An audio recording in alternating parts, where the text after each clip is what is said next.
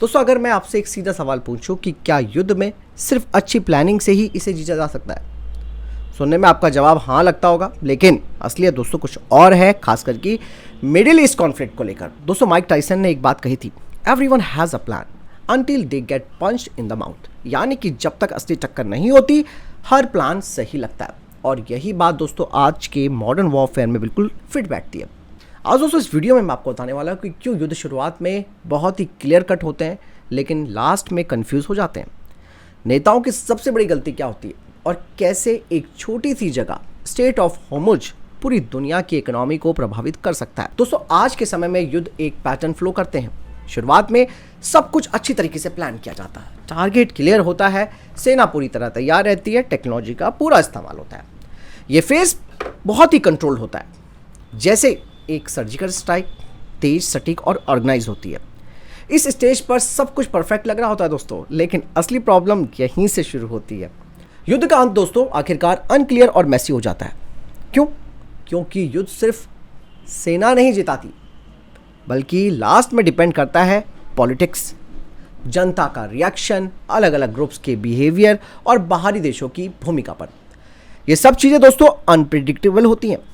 Military सिर्फ उन चीज़ों को कंट्रोल कर सकती है जो मिजरेबल होते हैं, जैसे कि कितने सैनिक भेजने हैं, कहाँ हमला करना है, कौन सी स्ट्रैटेजी अपनानी है। लेकिन दोस्तों वो ये प्रिडिक्ट नहीं कर सकते कि लोग कैसे रिएक्ट करेंगे, दुश्मन का अगला कदम क्या हो सकता है, युद्ध के बाद सिस्टम कैसे चलेगा। इसीलिए प्लानिंग यहाँ पर अधूरी रह जाती है।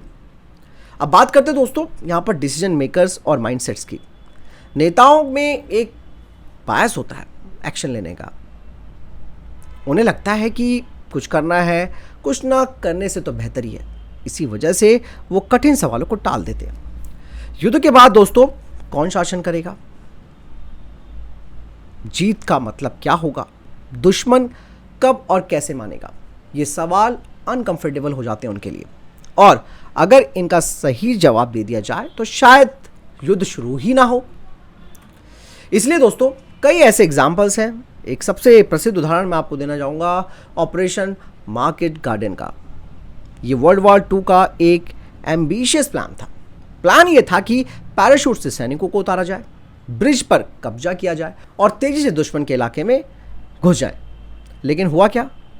कई वार्निंग्स को इग्नोर किया गया, दुश्मन की ताकत को कम समझा गया, ग्राउंड रियलिटी को नज़रअंदाज कर दिया गया और अंत में क्या हुआ दोस्तों? ऑपरेशन फेल हो गया। युद्ध का दोस्तों सबसे महत्वपूर्ण सवाल होता है कि इसका एंड कैसे होगा।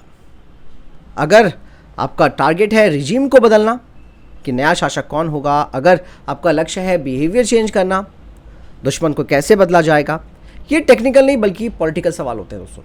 और जब इनका जवाब पहले नहीं दिया जाता तो बाद में हमला और भी खराब हो जाता है। अब बात करते हैं दोस्तों एक रियल एग्जाम्पल की, स्टेट ऑफ होर्मुज। ये एक छोटा सा समुद्री रास्ता है, लेकिन दुनिया का बहुत सारा ऑयल यहीं से गुजरता है। यूएस के कई डॉक्यूमेंट्स में इसकी इंपॉर्टेंस भी बताई गई है। 2012 इसे सिक्योर रखने की बात कही गई थी 2012 में। 2017 में थ्रेट को रोकना जरूरी समझा गया और 2022 में नेविगेशन की फ्रीडम कॉम्प्रोमाइज़ नहीं होगी। मतलब ये सब चीज़ें अवेयरनेस का प्रोग्राम शुरू हो रहा था, लेकिन ग्राउंड लेवल पर एक्शन नहीं लिया गया और धीरे धीरे सिचुएशन और क्रिटिकल होती गई। कई बार दोस्तों प्लानिंग में एक डेंजरस एजम्पशन भी होता है, दुश्मन जल्दी हार जाएगा, जैसे लोग खुद वहाँ पर विद्रोह कर देंगे, सब कुछ अपने आप ठीक हो जाएगा। लेकिन सच्चाई तो दोस्तों ये है कि होप में कोई स्ट्रैटेजी नहीं होती। युद्ध में एक बेसिक रूल होता है, कमज़ोर दुश्मन अनप्रेडिक्टेबल होता है। वो आपके रूल्स नहीं मानेगा, वो कुछ अलग ही करेगा और अगर आप उसे इग्नोर करते हैं तो फेलियर ऑलमोस्ट आपकी तय है। दोस्तों अब इस पूरे सिनेरियो से क्या लेसन मिलता है वो भी मैं आपको बताता हूँ। युद्ध इसीलिए फेल नहीं होते दोस्तों क्योंकि प्लानिंग नहीं होती, बल्कि इसलिए फेल होते हैं क्योंकि प्लानिंग अधूरी हो जाती है। शुरुआत बिल्कुल क्लियर होती है लेकिन लास्ट में सब कुछ अनक्लियर हो जाता है और जब एंड डिफाइन नहीं होता तो पूरा युद्ध कंट्रोल से बाहर हो जाता है। इसलिए दोस्तों यहाँ पर ये बात याद रखनी ज़रूरी है, hope is not a strategy. फिलहाल इस पूरे सिनेरियो के बारे में आपकी भी क्या पर्सनल राय है कमेंट सेक्शन में लेकर जरूर बताइएगा। मिलता हूँ वीडियो के साथ। नमस्कार, जय हिंद, वंदे मातरम।